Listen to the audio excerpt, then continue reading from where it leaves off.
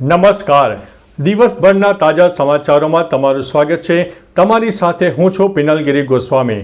સમાચારો વિસ્તારથી જાણીએ એ પહેલા મહત્વના સમાચારો ઉપર એક નજર.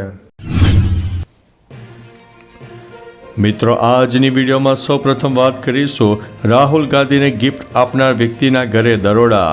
રાહુલ ગાંધીની ભારત જોડો યાત્રા દરમિયાન મનોજ પરમારના બાળકોએ જ રાહુલ ગાંધીને પીગી બેંક ભેટમાં આપી હતી. આ ઘટના બાદથી મનોજ ચર્ચામાં છે. હાલમાં જ ઇન્દોર અને આસ્થા ખાતે ઈડીએ તેમના સ્થળે દરોડા પાડીને કેટલાક દસ્તાવેજો પણ જપ્ત કરી દીધા છે.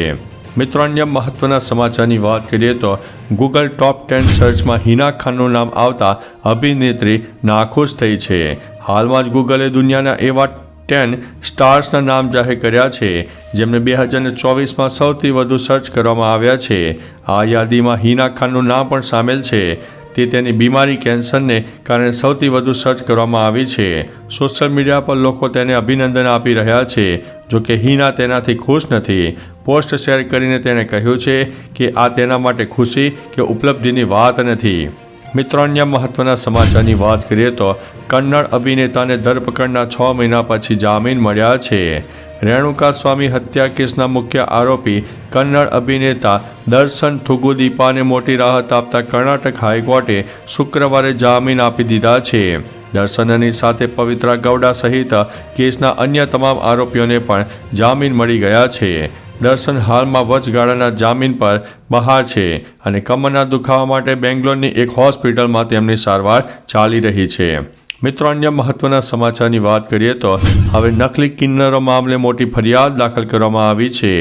ગુજરાતમાં નકલી લોકોનો રાફડો ફાટી નીકળ્યો છે. નકલી પીએમઓ અધિકારી હોય, નકલી આઈપીએસ હોય કે પછી નકલી આઈએએસ અધિકારી હોય કે નકલી ખેડૂત હોય, ખેતર હોય કે ખાતર હોય કે પછી ડૉક્ટર અને જજ હોય, ત્યારે હવે નકલી કિન્નરોએ ભરૂચના પૂર્વ પટ્ટીના વિસ્તારમાં વસીકરણ દ્વારા અનેક લોકો પાસેથી 10,000થી માંડીને 30,000 રૂપિયા સુધી પડાવ્યા હોવાની ફરિયાદ મળી છે. મિત્રો, અન્ય મહત્વના સમાચારની વાત કરીએ તો પાંડાનું નામ રાખવા માટે 76 લાખ રૂપિયા ખર્ચી નાખ્યા. ચીને આ વર્ષની શરૂઆતમાં હોંગકોંગના અધિકારીઓને 2 પાંડા ભેટમાં આપ્યા છે. તેમનું નામ બદલવા માટે એક સ્પર્ધાનું આયોજન કરવામાં આવ્યું હતું, જેના પર 76 લાખ રૂપિયા ખર્ચ કરવામાં આવ્યો છે. જોકે આટલા ખર્ચ બાદ તેમનું મૂળ નામ યથાવત રાખવામાં આવ્યું હતું. સ્પર્ધાના અંતે જજોએ એવું કહ્યું છે કે પાંડાને તેના જૂના નામે જ બોલાવવામાં આવશે, એટલે જે પૈસા ખર્ચ થયા છે તે બધા પાણીમાં ગયા. મિત્રો, અન્ય મહત્વના સમાચારની વાત કરીએ તો સોના કરતાં પણ મોંઘી છે આ વસ્તુ. આ દેખાય છે તે કેસર છે જે સોના કરતાં મોંઘું છે. બજારમાં કેસરની કિંમત 2.5 લાખથી લઈને 5 લાખ રૂપિયા પ્રતિ કિલો છે.